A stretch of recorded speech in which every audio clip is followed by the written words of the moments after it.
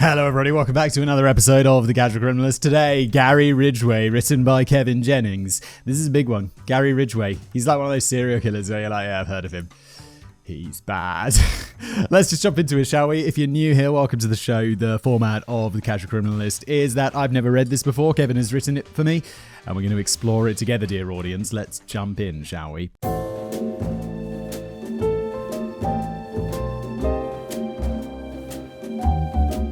There's a certain perception people have when it comes to serial killers. Though they come in different forms, there's usually that one trait you can point out as how they were successful in their crimes. Some are considered charming and handsome, like Ted Bundy, which made it easier for him to lure his victims. Others have the ability to cover their tracks, like the Golden State Killer, a law enforcement officer who was even tasked with investigating some of his own crimes. Some killers are just straight up geniuses, like Leopold and Loeb. No, they weren't!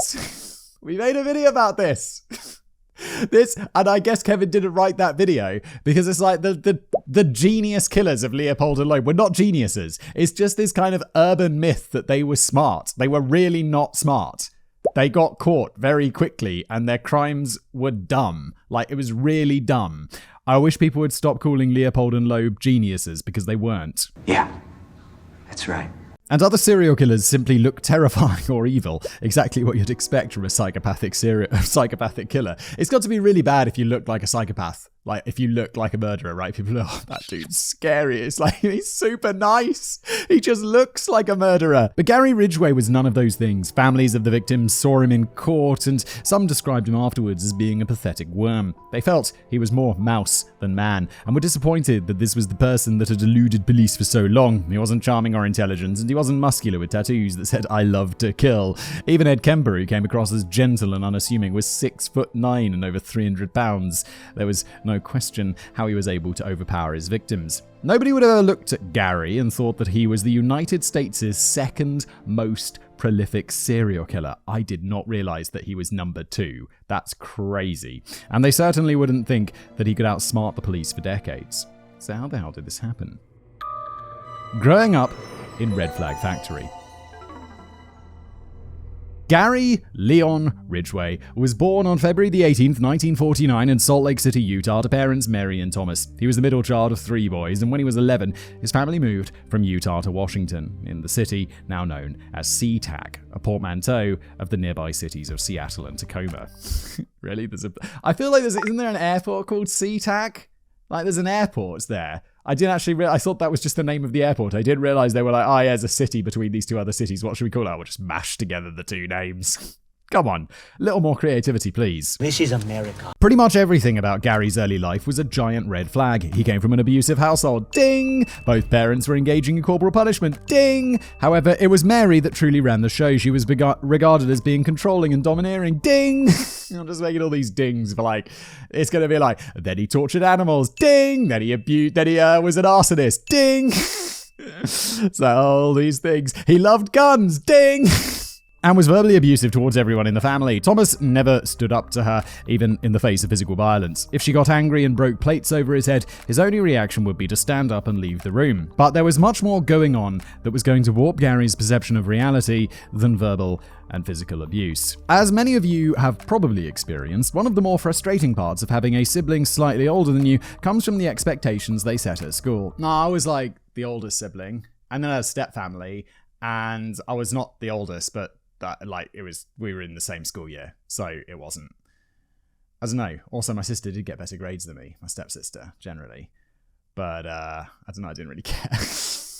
I never really thought about it until now. It's like, okay. It was generally expected that you would excel at the same things they did, and to fall short of the bar they set was considered a failure, even if that meant you got an A- instead of an A. My brother was 1 grade ahead of me, so for 13 years I had the exact same teachers he had, and it was absolutely hell. Granted, I'm a bit smarter than him.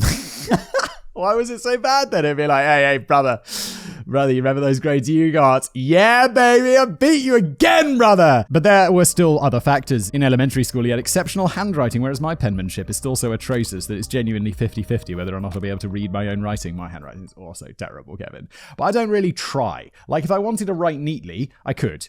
But it's like, generally, I don't need to, because no one else is reading that except for me. I can read my own handwriting. Sometimes I look at something from back in the day, or like, a couple of years ago, I'd be like, not really sure what that says.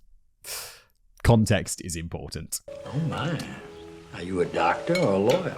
The same can definitely not be said for Gary. Gary's brother Gregory, who was 1 year older than him, was an exceptional student. He was bright, popular enough to run for student office, and went to a good college to study physics. Greg was the most accomplished of the 3 children, was of course the favourite child, and set a bar so high that Gary could walk cleanly under it while carrying his report card of straight D's. Gary was as far from extraordinary as could be. According to the eventual prosecutor in the case, quote, the only time he genuinely cried was when he talked about how afraid he was of being put on the short bus. For anyone, why is a short bus? I've heard this term used before. Does it mean like for kids who are a bit dim? Like, because someone will be like, oh, you get on the short bus, or you missed the short bus or something, or you're going to be on the short bus. I know this from like movies, but I never really thought about it much. For anyone not in America, the short bus, aside from being a literal description, is a special school bus that only picks up the developmentally challenged kids. Yeah. That's kind of bad, isn't it? They should have a regular bus, because otherwise you get things like you're on the short bus. Except we didn't call the kids that rode the short bus developmentally challenged back in the 80s and 90s. No, we didn't. So you can sure as hell bet that Gary's classmates wouldn't have called him that in the 50s and 60s either. As damaging to his psyche as being compared to the vastly more intelligent Greg was, it likely would have paled in comparison to being told by his classmates that he was a, quote, retard. He did manage to avoid this fate, but only barely, as his IQ was measured in the low 80s. It didn't take long for Gary to begin manifesting symptoms of his abuse and psychological damage. There were the typical red flags you would expect, such as starting fires, torturing and killing animals, and being obsessed with true crime. Is that really an indicator? Is people who are obsessed with true crime actually more likely to do crime? I don't think so. Surely not. But the animals and torturing and the fires, yeah, I mean, of course. Some of this involved him and his brothers shooting birds with a BB gun, which was probably considered pretty normal at the time, but killing a cat by trapping it inside a freezer was definitely not normal and certainly should have raised some eyebrows. Yes, look, shooting birds is like, look, people shoot birds. It's like that's, some people would even call that a sport. I mean, probably not like pigeons with BB guns, but like pheasant hunting or whatever. People do that. But like trapping a cat in a freezer, no, that's not normal in any way whatsoever.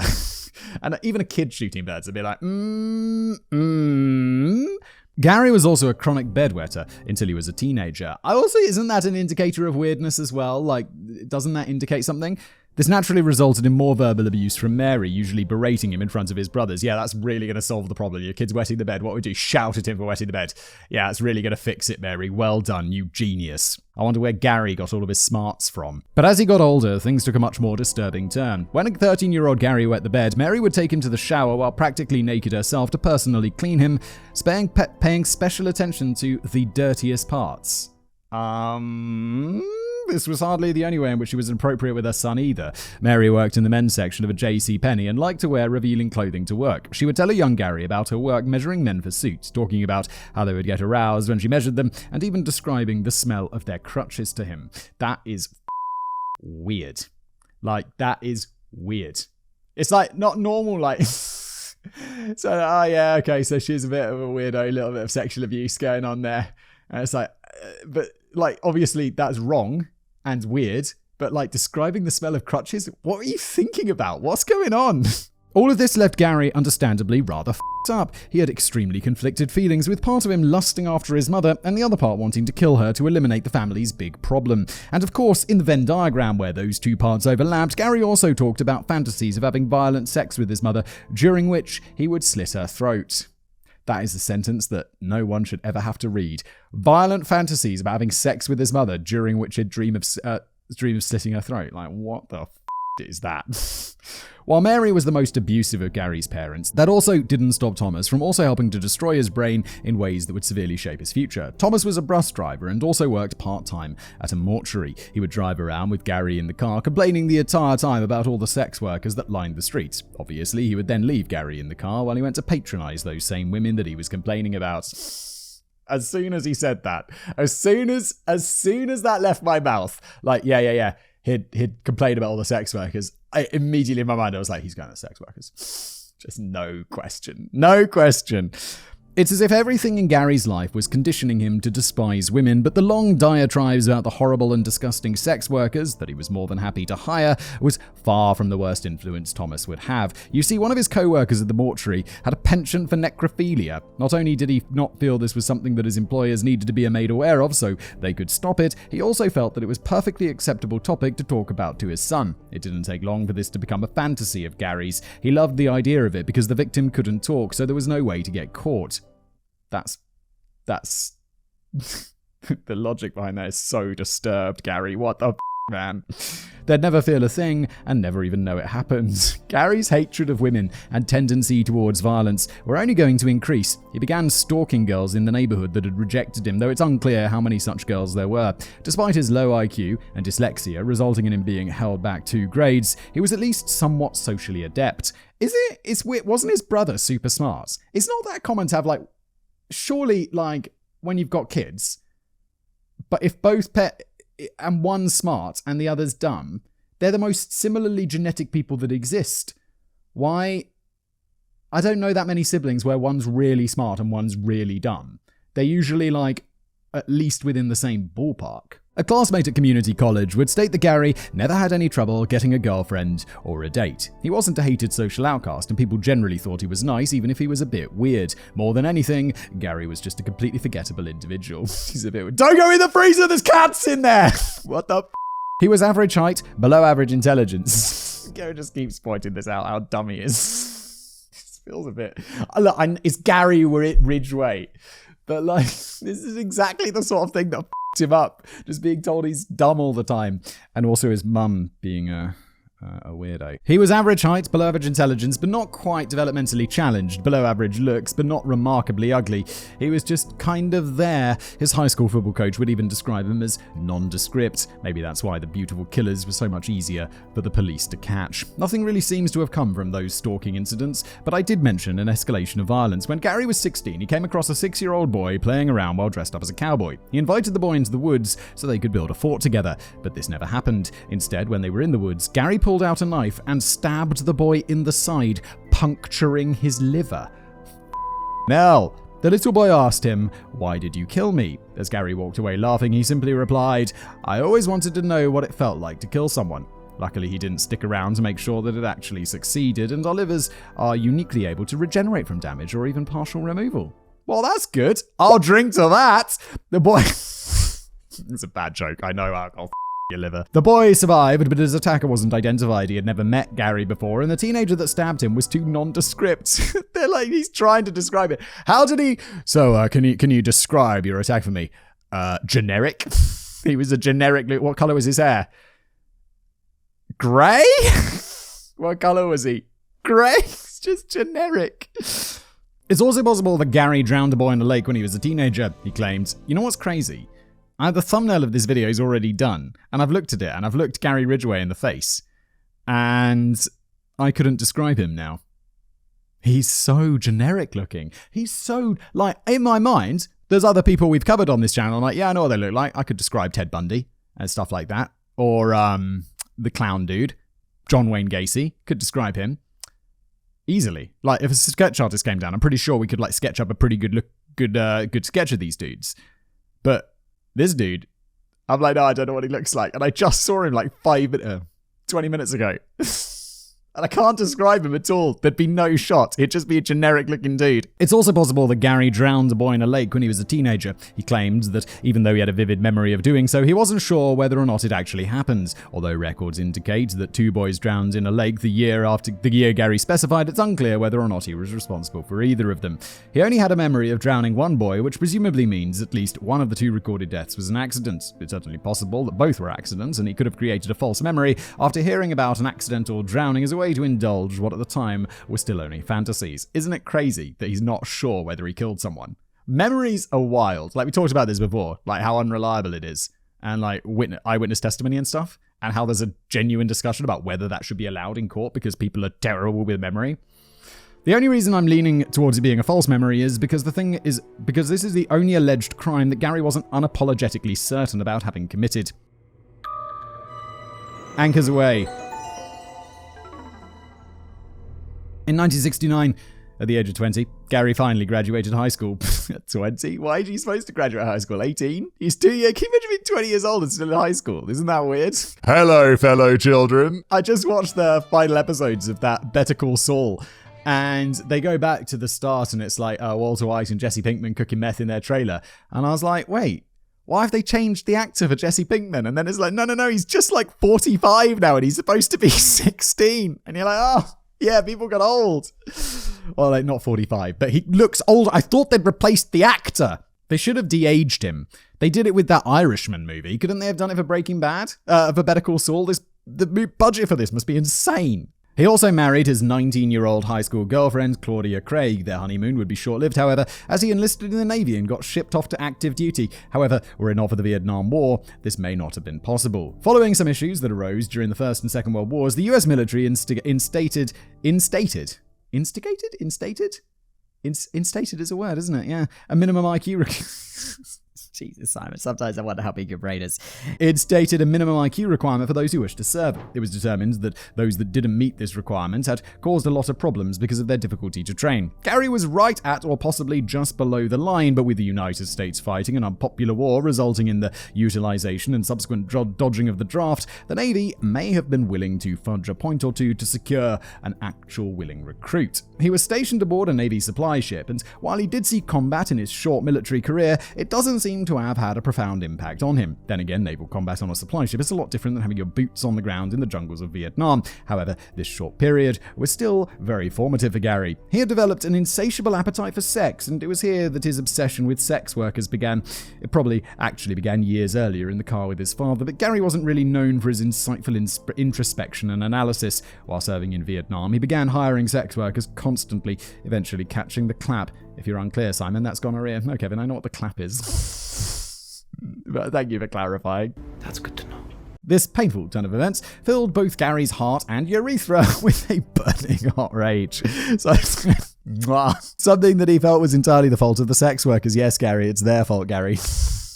You big brain. But just like his father, this hatred of sex workers wasn't going to stop him from employing their services. After some antibiotics to clear up his condition, he was right back to the red light district where he continued to have sex without protection. Yes, Gary, it's their fault, Gary, isn't it, Gary?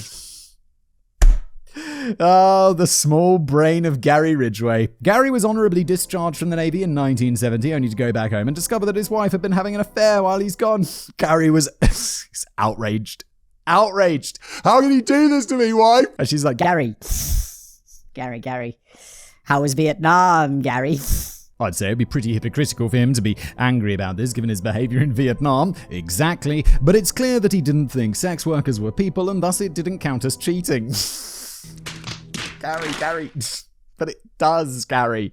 The couple got divorced, and Gary's hatred of women continued to grow. While the infidelity on both of their parts... It's like sex workers aren't people. Gary, what the is going on? Your brain is so broken, Gary. Wow.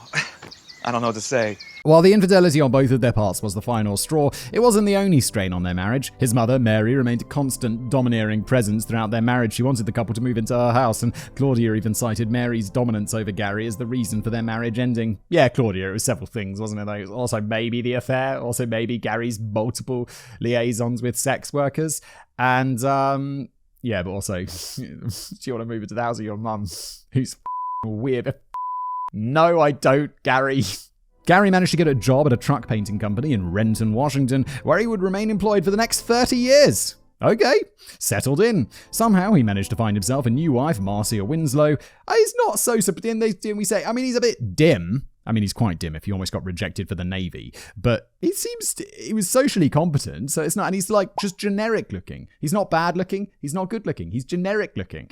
And yes, it's not surprising. As long as she doesn't look in the freezer, you know. But Marcia wasn't Gary's only new love. It also found the love of our Lord and Savior, Jesus Christ. He became fervently religious, possibly in an attempt to combat the hatred and sick desires that were consuming him. Oh, Gary, you should have seen a psychiatrist, not Jesus. I want to apologize to all of you for what happened in there. And like any born-again Christian, Gary knew that there was nothing more important than spreading the word of the Lord God and Savior.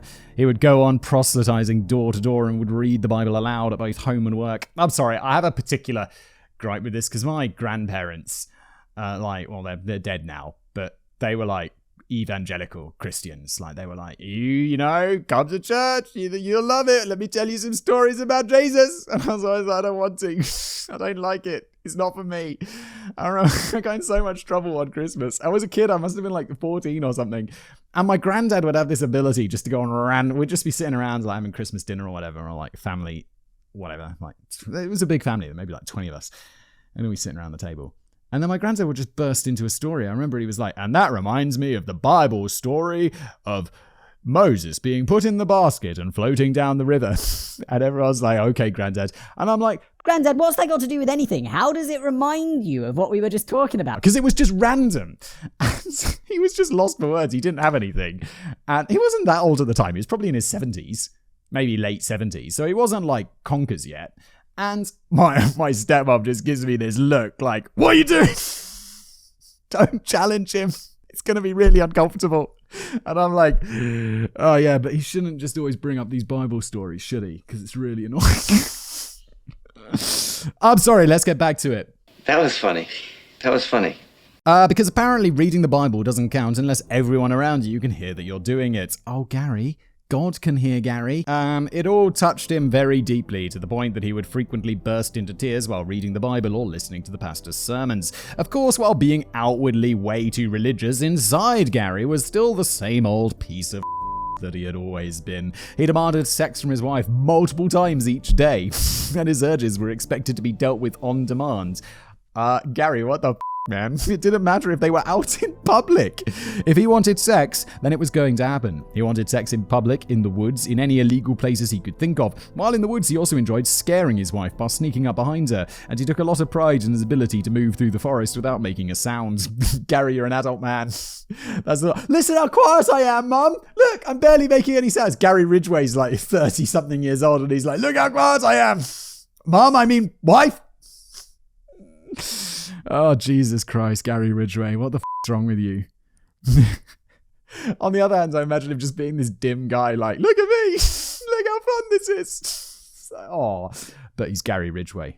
But there's no awe about it. He's Gary Ridgway. He's pride of moving through the forest unstealthily so he can murder people. This insatiable libido, including the desire for sex in public places, had been confirmed by all of Gary's wives and girlfriends, so it wasn't some passing fancy. But even with Marcia complying with these demands, it wasn't enough. Gary frequently complained about the sex workers that he would see in the neighborhood, but he was also a frequent customer, like father, like son. In 1975, Gary and Marcia had a son together. This marriage lasted much longer than the first, but after 8 years, it finally fell apart. Maybe it was because of the continued dominating influence of Gary's mother. Maybe it was all the sex workers he visited and he got STDs from. Or maybe it was because of the time that he put Marcia in a chokehold. Who could say? Really? I mean, what the Marcia's like, why do I keep getting all these STDs?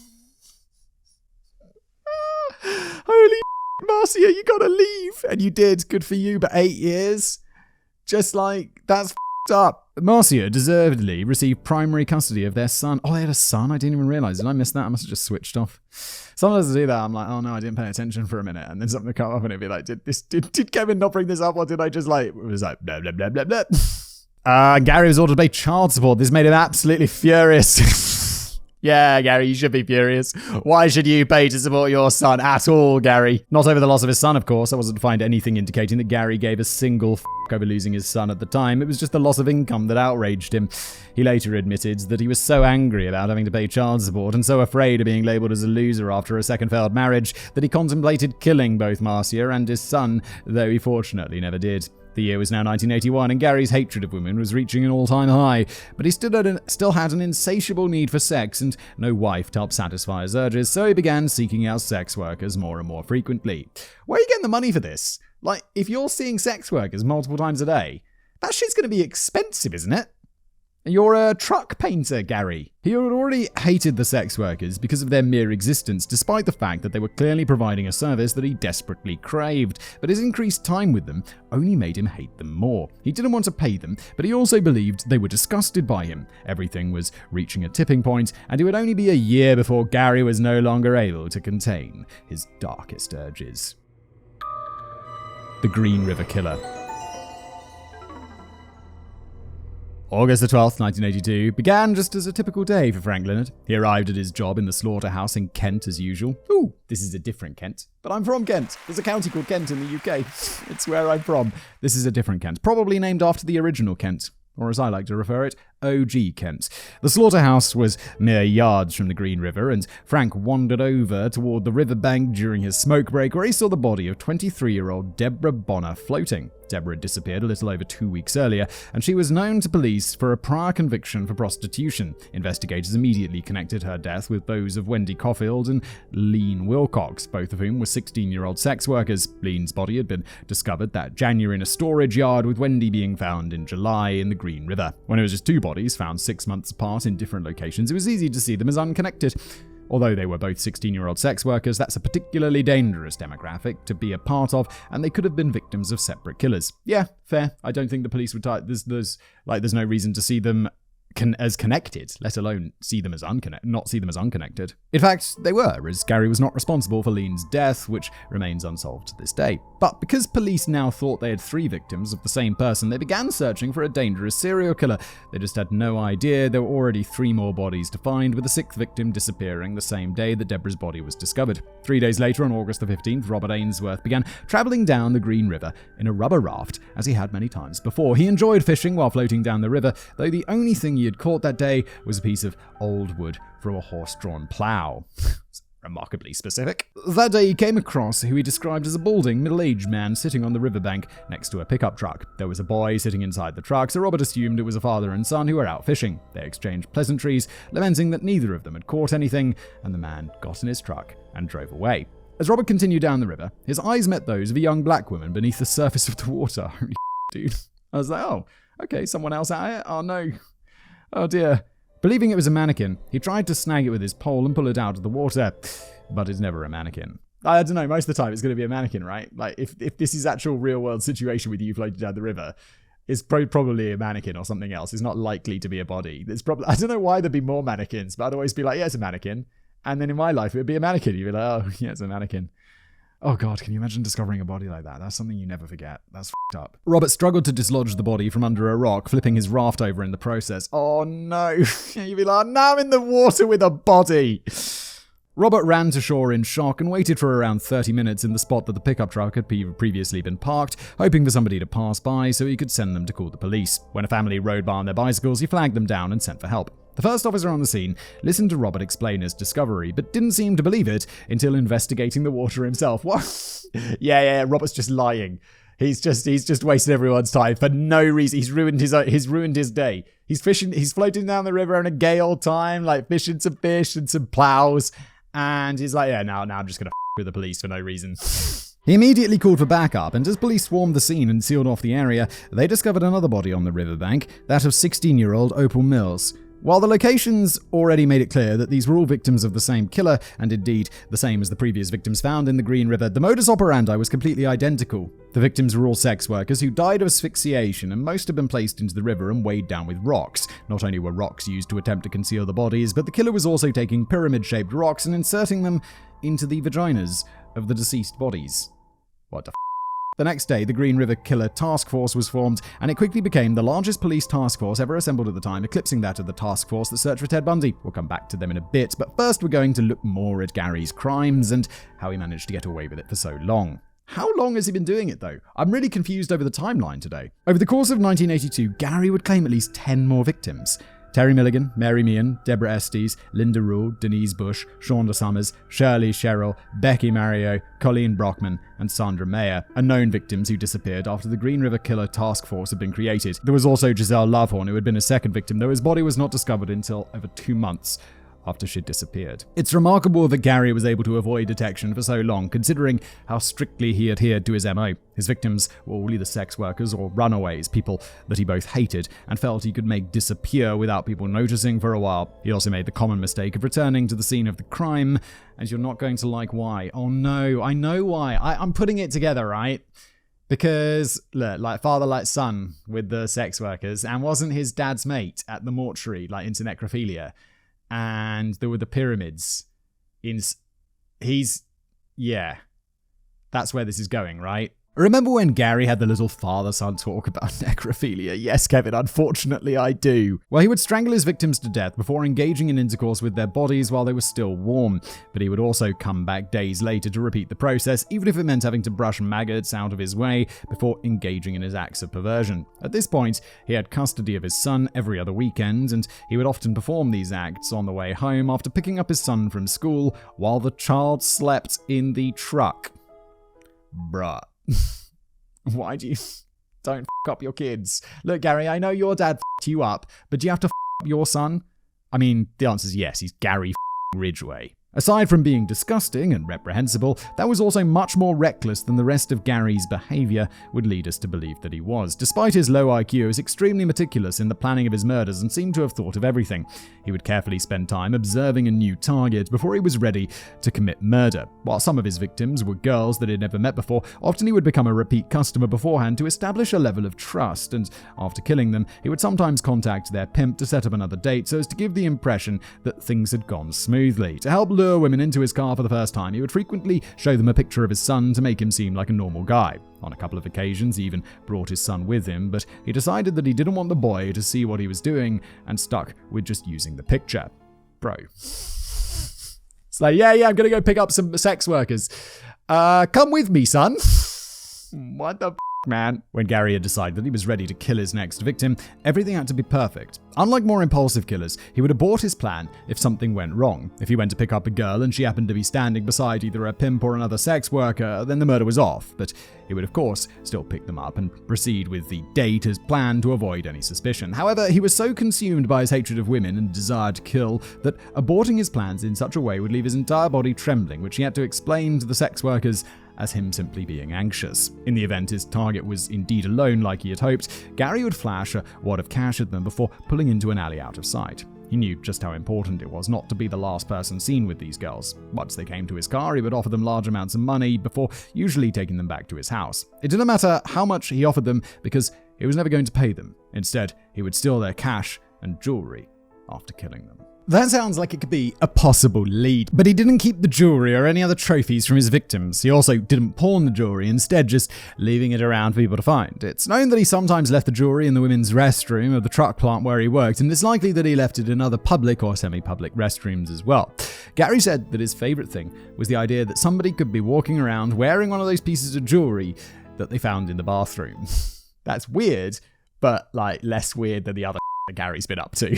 Not only did he not keep trophies that could be later used as evidence, but he took great care to ensure that no evidence was left behind tracing back to the murders. If the girls managed to tear his clothes, he would cut their fingernails so that fibers could not be removed from beneath them. He always wore gloves to ensure that he didn't leave behind any fingerprints, and the only evidence that was left behind at the scenes were empty chewing gum wrappers and cigarette butts. DNA, cigarette butts. But this was pre-DNA, I assume. I don't actually know how they caught Gary Ridgway in the end, but this is very meticulous for a guy who's apparently very dim. Of course, Gary neither smoked nor chewed gum. It's big brain. This is a big brain move. He just left those behind to throw the police off. He was so careful that in one instance he realized that after leaving the scene that he may have left tire tracks in the mud. Realizing it was probably too late to go back to destroy the tracks, he instead replaced all 4 tires on his truck, dumping the old tires in different locations. I'm doubting whether Gary Ridgway is dumb. It seems that maybe he just played dumb this whole time. Finding tire tracks for the first time at one of these crime scenes would have been a big deal, so I'm guessing Gary realized to not buy new tires either. If investigators saw an old trunk with brand new tires immediately after finding tracks for the first time, that would be both cause for suspicion and likely a purchase that was easy to track down. Wait, yeah, but there's going to be lots of trucks with brand new tires. Oddly enough, I'm going to replace the tires on my car this afternoon. But that doesn't mean I've murdered anyone. I just need new tires. I can't find any evidence one way or the other, but I'd wager that the replacement tires were a set of used ones that he picked up cheap at a junkyard. Gary enjoyed strangling these women, and he felt that he was quite good at it. He chose strangulation as his method of killing because it wouldn't leave behind any blood and because it felt much more personal. In one instance, when a victim managed to scratch his arm in self-defense, he hid the wounds by pouring battery acid over the cuts. Explaining how he got scratched could be difficult, but the burn was obviously just a mishap from replacing a truck battery that wouldn't draw any attention. Jesus Christ. That's intense. After a quiet winter throughout March and April, Gary would claim the lives of Wendy Stevens, Alma Smith, Dolores Williams, Gail Mathers, Andrea Childers, Sandra Gabbett, Kimi Kai Pitzor, and Marie Malvar. And on 3rd of May, he picked up Carol Christensen on Pacific Highway South. Her body would be found 5 days later, but this time the scene was quite a bit different. When Carol was found in a wooded roadside area, there was a paper bag over her head. Removing it revealed that she'd been strangled to death with a fishing line, and there was a trout placed across her neck. Another trout was placed on her left breast, and her arms were crossed over her stomach with ground beef placed on top of her left hand. There was also a wine bottle placed either on her belly or between her legs, with reports of the location differing. Despite how different this scene was compared to the Green River Killer's previous victims, investigators still knew it was the same person. She had been strangled with a cord, and the body showed signs of having been in the water, even though the river was miles from where she was found. There were a couple of conclusions that could be drawn from the macabre tableau with which they were presented. The first was that the killer may have been some sort of religious fanatic. They believed that the scene was meant to be a sort of twisted reference to the Last Supper, and the fact that sex workers were his targets opened up the possibility for them to believe that he was on some kind of sick religious crusade against the unrepentant sinners or something. But they also felt that he was mocking them. Gary did not slow down, and throughout the months of May and June, he took the lives of Martina Ortherly, Cheryl Wims, Shelley Antosh, Carrie Royce, and Constance Now. The bodies of any of the victims that I've mentioned thus far were not found until months or years after they disappeared. Gary had chosen to target these women because he felt that nobody would miss them, or anyone who knew them would be afraid to go to the police on account of either being a sex worker or a pimp, and he was mostly correct. Of the 30 victims he had taken thus far, Shelley Antosh was one of the few for whom anyone actually filed a missing persons report before the body was found. Throughout the remainder of 1983, Gary was responsible for the murders of Kelly Ware, Tina Thompson, April Buttram, Debbie Abernathy, Tracy Winston, Maureen Foney, Mary Bello, Pammy Avent, Delise Plager, Kimberly Nelson, and Lisa Yates. He had committed 41 murders in just a year and a half, and he hadn't showed any signs of slowing down. But suddenly, he did slow down. In February, he took the life of 16-year-old Mary West and 17-year-old Cindy Smith in March, and then there was nothing. For over 2 years, the Green River Killer had gone completely silent. So what was Gary up to? Part of it was some heat from the police. He had managed to find himself on the list of suspects and was likely laying low for a bit to keep suspicion off of himself. Then in 1985, he met and began dating Judith Mawson. Judith moved in with him, and the two seemed perfectly happy together. Anyone who saw them would agree, and at first, it seemed like the relationship was exactly what Gary needed. What Gary needs is to be in prison. Unfortunately, while the murders slowed down, they didn't stop entirely. In 1986, he took the life of 19-year-old Patricia BARCZAK, and in 1987 he killed Roberta Hayes. Then in 1988, Judith became his third wife, and unlike the other relationships, this one seemed like it was going the distance, or so they thought. After a 3-year break, Gary would strike again, this time choosing 36-year-old Marta Reeves. He remained quiet for 8 more years, until claiming his final confirmed victim in 1998, 38-year-old Patricia Yellowrobe. 3 years later, Gary would finally be arrested as the Green River Killer, resulting in his third divorce. Surprise! Had he never been arrested, he and Judith would almost certainly still be happily married to this day. And that's it. That's pretty much the entire life of Gary Ridgway. He had a childhood. He killed at least 49 innocent girls and women. And that's pretty much it. While his crimes make him easily one of the most detestable human beings I've written about, he's also by far the most boring person I've written about. But that's one of the things that made him so difficult to catch. Serial killers often have these giant narcissistic fantasies, usually involving taunting and playing games with the police. Many often struggle to hold down a job or a relationship, including platonic relationships, and their crimes are usually sloppy and full of evidence that results in them making a giant spectacle of themselves before quickly being arrested. But Gary wasn't like that. He probably was a narcissist, but not in the way that made him impulsive or unpredictable. However, he was friendly and generally well-liked, and he had the same boring job for over 30 years, where he received awards for perfect attendance. The most boring award a person could possibly receive. Yeah, it's like, what are you good at? Generic stuff. Showing up. He was so plain and uninteresting that he was the type of person you could have a conversation with and then you'd forget you'd ever met 5 minutes later. This boring, ordinary existence made him difficult to pin down as a suspect, since it went against a lot of conventional wisdom regarding serial killer profiles. And of course, he was extremely cautious. While his methods were almost always the same and always targeted sex workers and runaways, beyond that his victims didn't fit any clear demographic. Most were aged 14 through 26, but some were in their 30s. He showed no racial preference in his victims, and he was careful not to leave any evidence behind. Almost any evidence anyway. If he wasn't willing to put on a condom despite contracting multiple STIs, I think he wasn't going to wear one during his crime since nobody knew that DNA evidence existed yet. I will say that if there's any lesson to be learned thus far from Gary, it's that we should probably stop giving advice to criminals on this show. Gary's IQ was only a few points away from being able to apply for disability benefits, and yet he was able to cover his tracks and elude police better than any of these supposed genius criminals. This is attributed entirely to his obsession with true crime stories and the lessons contained within, so perhaps our running gag actually runs the risk of becoming a giant blueprint for criminals. Don't say that, Kevin. Oh god, this is all done in good humor and don't do crimes, for God's sake. Then again, all of the criminals that were easily caught had just as much opportunity to study true crime as Gary did, but their egos led them to believe that they were invincible and they didn't need any advice. Yeah, we're probably fine. I think I've rationalized that well enough to be able to sleep at night. With that out of the way, why don't we look at what the police were doing for almost the 20 years that it took them to finally track down the Green River Killer. Spoiler alert, it's going to make you angry. Yeah, it's like 49 people, and the guy was almost like on benefits for being dumb. What are you up to, police? The Green River Killer Task Force.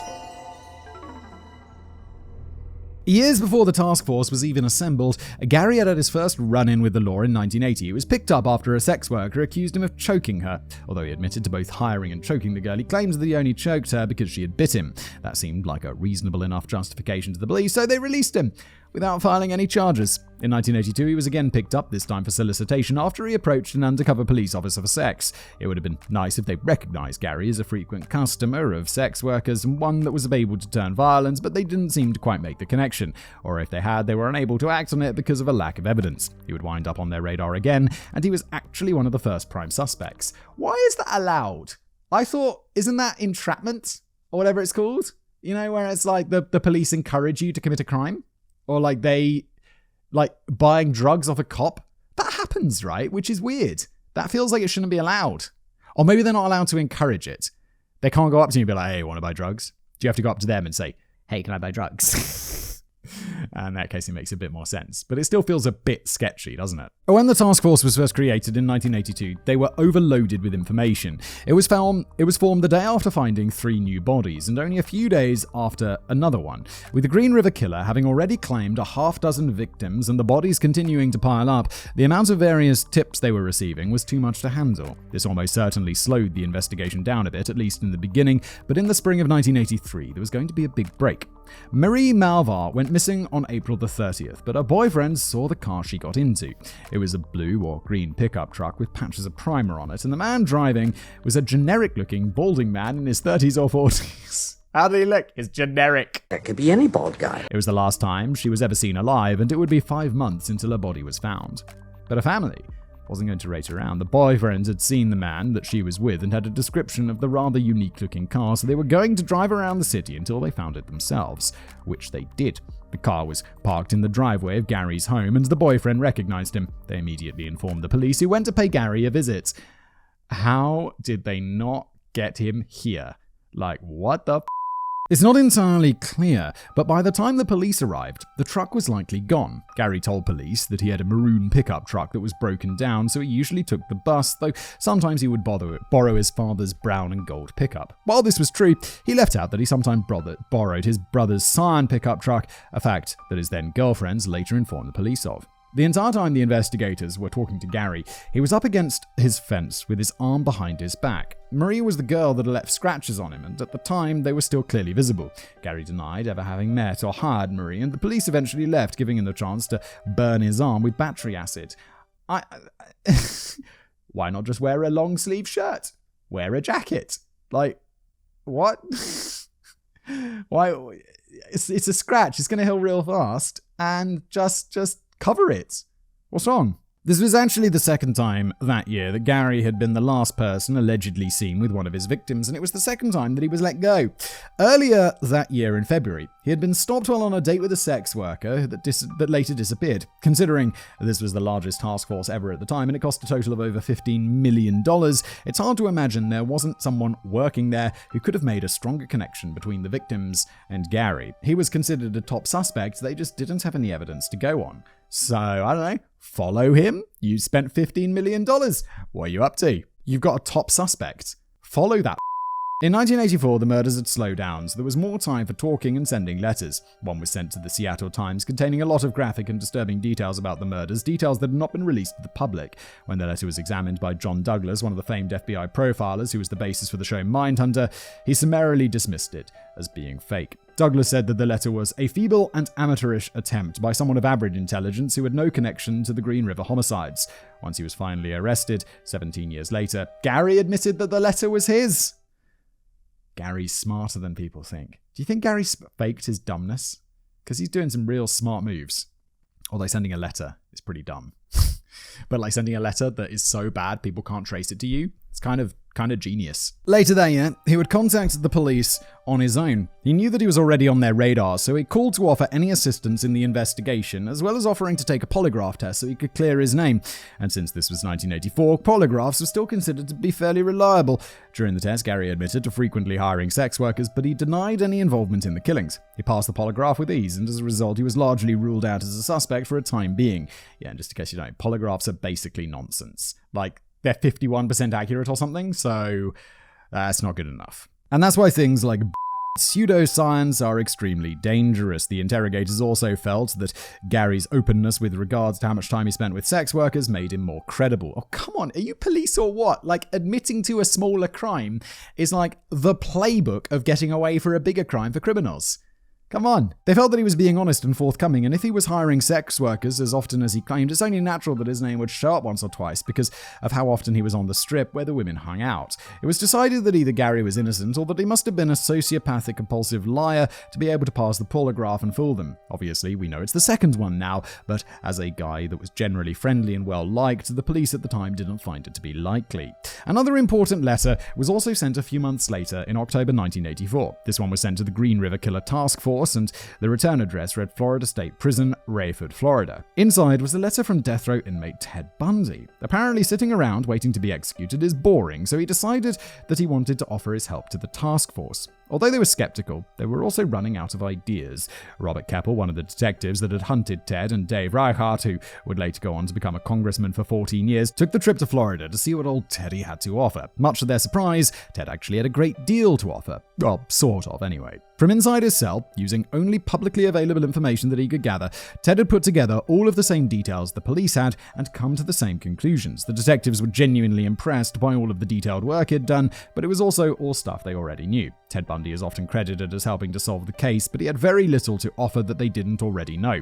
However, he was able to provide some extra insight into the killer's mindsets that did at least give them one actionable piece of advice, even if it never yielded any results. Ted told them that if they found a fresh body, they needed to leave it there and stake it out. He believed that the killer would continue to return to have sex with the victims for a few days. While this was correct, they didn't find any of the other victims fast enough. Can you imagine if there was some alternate timeline where the FBI is like, Ted Bundy's good at this, and they like released him like in that show White Collar, and so he has the tag and that he's under like house arrest or whatever, and he consults on murder crimes. It's the making of a TV show. Ted Bundy. But fortunately they killed him. And I thank Jesus for it. The other somewhat useful, but also somewhat incorrect piece of information he gave was in regards to the break-in activity they were currently experiencing. There had been 43 victims in under 2 years, but the Green River Killer hadn't taken another victim in over 7 months. Detective Reichardt asked Ted if the killer had stopped completely or was just taking a break to lay low for a bit. After hearing the question, Ted just laughed. He replied, he didn't stop unless he was born again and filled with the Holy Spirit in a very real way. He's either moved, he's dead, or he's doing something very different. The task force continued with very little success, and by 1986 the media was regarding it as a bit of a joke. They had brought several suspects in, but every one of them was cleared. The staff on the task force was cut by almost half, and as the years went on it would continue to dwindle. But there was another break in the case later that year. In 1986, a sex worker contacted the police after one of her Johns had tried to attack and strangle her. She managed to escape, and the description she gave of the attacker matched Gary. Extremely generic man. Reichardt remembered that the name had come up before, and he tasked another detective with searching through everything they had on him. Lieutenant Matt Haney combed through all of the previous encounters with Gary, talking to every person that was involved in the other reports. By the time he had finished, he was convinced that Gary was the Green River Killer, but they still needed proof. They were able to tail him and witness him going to the strip to hire a girl, but that wasn't enough to constitute probable cause to arrest him for murder. It was already on record that he spent a lot of time with sex workers, and picking him up for solicitation now was just going to tip their hand. Instead, they were able to obtain a search warrant for his home, his locker at work, and his trucks. They quickly executed the warrant and were able to find absolutely nothing to tie him to the crimes. Gary hadn't kept trophies, he didn't write down his crimes, and because he strangled his victims, there weren't any hidden bloodstains to find. But even with none of that, there was one other very specific thing they were looking for. Gary took many of his victims back to his house before dumping the bodies, which resulted in microscopic carpet fragments showing up on several of the victims. Not only did it definitively link the victims to one another, but if they could match the fibers to a carpet in Gary's house, then they would finally have their man. It was in early 1987 when the search warrant was executed, around a year or so since he and his girlfriend and future third wife, Judith, had moved in. When she first moved in, she was surprised to discover that the living room carpet seemed to have been stripped away, but she also didn't think anything of it. After all, sometimes people throw out old carpets and buy new ones. She certainly wouldn't have suspected it had been removed because Gary had thought it would tie him to a series of murders. While the police thought that the warrant was a bust thanks to a total and complete lack of evidence to tie Gary to the crimes, the warrant did entitle them to one other thing. They were able to press him to provide a DNA sample in the form of a swab soaked in saliva. The technology was still brand new, but maybe it would prove useful at some point down the line. The arrest and the plea. Oh, he's gonna get away with it, isn't he? He's not gonna get a death sentence. He's gonna make a plea deal for like life in prison to avoid the death penalty, which is a shame. This guy deserves to die. 49 people, second most prolific serial killer in American history. Pop, come on. Gary's DNA had been taken in 1987, and then for a long time, nothing happened. The task force continued to shrink as it continued to fail to produce results. They may have even believed that Ted Bundy was right and the killer had either died or moved somewhere else, as there would only be 2 more victims over the next 14 years, which could have been unrelated copycats.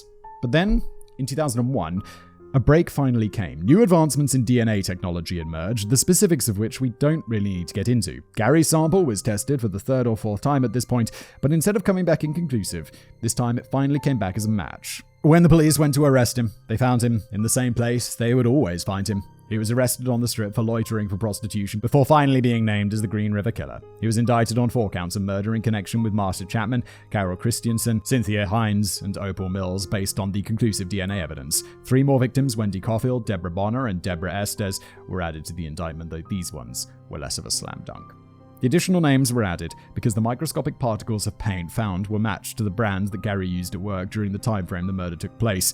Given how similar the circumstances of all the victims were, it was a strong case, but it wasn't as guaranteed as the original 4. Well, good news is 4 is enough to get you in the chair, or on the gurney, or whatever they do to kill people. All of Gary's family and friends were absolutely shocked by this news. Sure, he was a bit dim and maybe a little bit weird, but a murderer? That seemed impossible. He was just a nice, normal, and completely uninteresting guy. But nobody was more shocked than his wife, Judith. She stated that even though they'd been together for almost 17 years at that point, he still treated her like a newlywed. By all accounts, the two really seemed to be in love. Gary stated while in custody that he truly loved Judith, and the fact that he had nearly stopped killing seems to support this. Then again, he hadn't stopped hiring sex workers and is a bit of a lunatic, so what he actually felt is really anybody's guess. The arrest led to a rather predictable divorce, and as years went by, Judith began to publicly question whether their relationship was real or if he was just using her. Personally, I'm inclined to believe that it was real, and I think that deep down Judith felt so as well. Gary was broken to the point of being barely human, yet their relationship almost entirely stopped his most depraved urges. Maybe he's outsmarted me with his knowledge of true crime and forced himself to stop killing out of self-preservation, but I think Judith said what happened best in a 2007 interview with a local TV reporter. "I feel I've saved lives by being his wife and making him happy." While her statement is almost certainly true, we're also getting dangerously close to humanizing this murderous piece of shit. So it's time to put an end to that real quick. Gary killed a whole lot of people, and it was time for him to pay the price. But what price was he going to pay? Washington was a death penalty state, and people absolutely believed that he deserved to die. Unfortunately, Gary had carefully followed the casual criminalist's rules for criminals, so he didn't write down his crimes, he didn't include other people in his crimes, he didn't tell people about his crimes, and police may have been confident that he was responsible for dozens of murders beyond the 7 for which he was indicted, but there wasn't any way to prove it without a confession. It was the defense's one and only bargaining chip, and they were absolutely going to use it. In exchange for taking the death penalty off the table, Gary would confess to all of the murders and lead the police to their bodies. This did not go as smoothly as planned, though not necessarily because he was being cooperative. The problem was that he didn't remember the girls. He didn't know their names, and he couldn't recognize them from pictures. In his mind, sex workers were things, not people, so there was no reason to remember them. What Gary did care about was what he had done and where he hid the bodies. That was the only part that was important to him, and he was able to remember the locations and how he killed them with a level of detail that was only made more surprising by the fact that he couldn't remember any of their faces. When all was said and done, he confessed to the murders of 48 girls and women. At the trial, the names of every one of Gary's victims were read aloud, with him having to say guilty after each and every one. The process took over an hour, and he was sentenced to 48 consecutive life sentences plus 480 additional years for tampering with evidence. For many people, this finally provided closure on one of the darkest chapters in living memory, but for others, is a gross miscarriage of justice. Washington was supposed to be a death penalty state. This monster confessed to murdering 48 girls, some as young as 14, and repeatedly desecrating their corpses. If that wasn't deserving of the death penalty, then what the hell was? A lot of people were outraged over the deal that was made, and it brought into question if this was the end of the death penalty in Washington. As of 35 days ago at the time of writing this, the answer to that is yes. The death penalty is officially off the books in Washington. However, the death penalty has been abolished, reinstated, found unconstitutional as written and reinstated, and now abolished again, so God only knows what the future holds for the state of Washington and their stance on capital punishments. I feel like that's what we... It's like the future. And it's like, as much as like I like to see people killed, because some of the people on this show deserve to die, it's like bringing back the death penalty seems like a very backwards move. But at the end of the day, the agreement was made for the benefit of the families of the 41 victims who weren't on the original indictments. The prosecuting attorney, Norma Lang, said in her statement that they could have gone ahead with the 7 indictments and received the death penalty, but there would be too many lingering questions for the dozens of families that didn't receive closure. And it's not as if every death that had been attributed to the Green River Killer was actually perpetrated by Gary either. Most of them were, but there were a few that he was able to confirm were not his victims. It would be easy to say that maybe he was just lying, but his rationale for denying responsibility for some of the victims was sufficiently up to be 100% believable. He stated that he had a lot of pride in what he'd done. He didn't want to steal them from somebody else deserving by taking credit for the murders.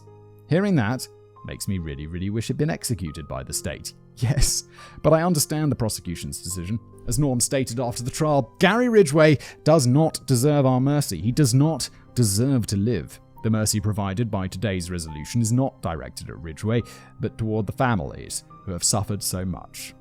Unfortunately, it's unlikely that all the families of his victims have received closure. The 48 counts of murder to which he pled guilty included 46 of the 47 I gave earlier, as well as 2 Jane Does. However, in 2010, the body of Becky Marino, one of his earlier victims, was found after almost 3 decades. Although Gary was indicted for this murder and again pled guilty, it shows that he was not entirely forthcoming with the information he provided. It's believed that he killed up to 70 women in total, and he's made claims of killing up to at least 80.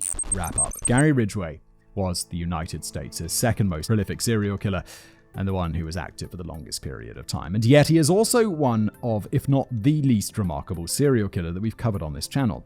I think the most important thing to take away from this case is how important it is to understand the difference between science and pseudoscience. Okay. We're talking about the lie detector thing? Were it not for how much faith the police put in the polygraph results back in 1984, there's a very strong chance that Gary would have been caught much sooner. Likewise, the reliance on criminal profiling and the dismissal of the letter written to the Seattle Times were major roadblocks as well. Criminal profiling has been popular for decades, and Mindhunter was a fantastic show, but when researchers start pointing out the complete lack of empirical research or evidence and start to refer to it as pseudoscience, it's probably a good idea to at least be a little skeptical of the results. After all, polygraphs were popular for a long time. but they are total and complete nonsense. More importantly, Gary didn't really fit any profile. He was too ordinary and too plain, which went a lot farther than it should have in helping to avoid police detection even when he was on their radar.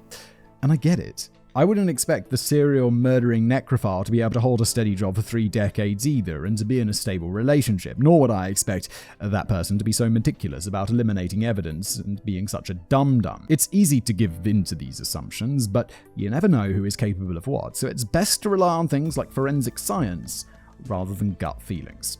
Of course, while Gary was able to adhere to most of the casual criminalist rules, there is one rule that was broken repeatedly throughout this episode: don't your kids. And as an addendum to that rule, I really didn't think needed to be written down, if you think that your spouse is screwing up your kid, don't compound the problem by telling them how cool necrophilia is.